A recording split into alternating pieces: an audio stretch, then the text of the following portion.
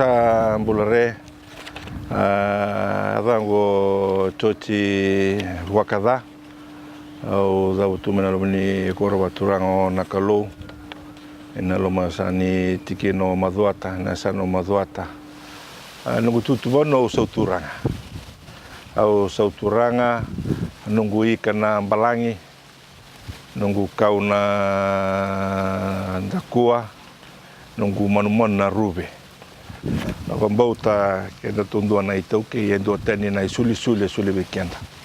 Sai ko na kau. Menta marroenda vantaka. Ende kilekina nonda manu nonda ika. Ina korro turanga ina kalo ndo nimi kaniamba ke anuka. Anuka tuna bula inunga lelai lang bunga bula inunga leo. Ika niamba sale ngolibi.